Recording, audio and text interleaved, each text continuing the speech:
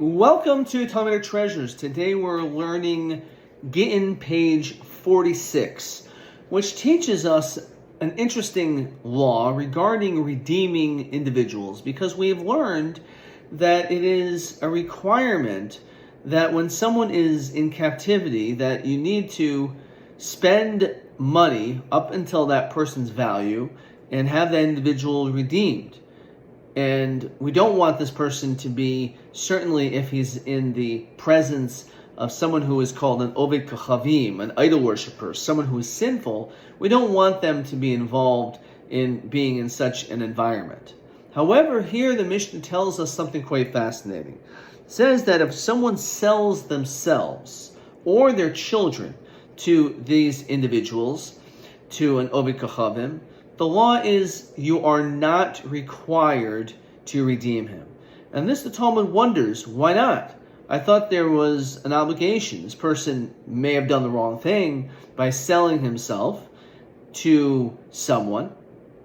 Or as the Talmud mentions another case, a person was owed a significant amount of money, didn't pay him back, so he ended up taking him as a slave.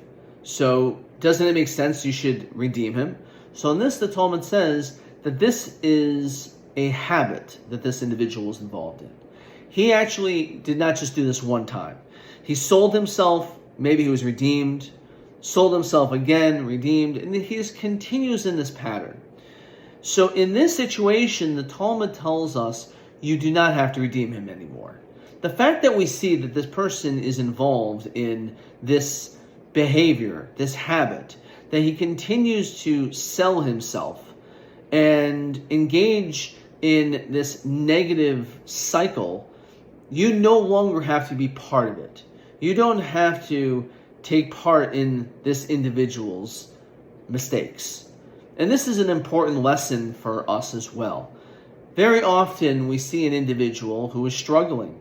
Now, we have a special mitzvah in the Torah of helping people. One needs to be kind and charitable. But at what point do we end up saying enough is enough?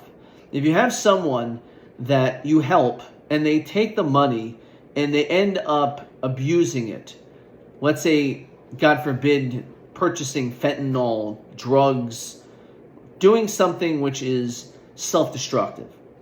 And then again, they ask, you give them more money, and the same thing happens. And over, at a certain point, you're not doing that person any favors. On the contrary, you are enabling that individual.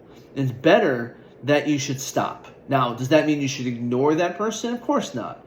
That person probably is in great need of help, and therefore you should provide help for that person in a different way.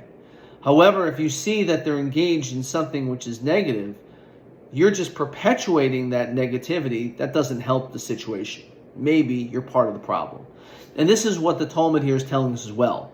If you have an individual that keeps making the same mistake, they know that they can constantly be bailed out, for example, and they spend money and they know that they're going to get someone who's going to pay them off and back and forth. So at a certain point, you have to cut them off. It's what's called tough love. We don't want to do it, but at the end of the day, maybe that's what's best.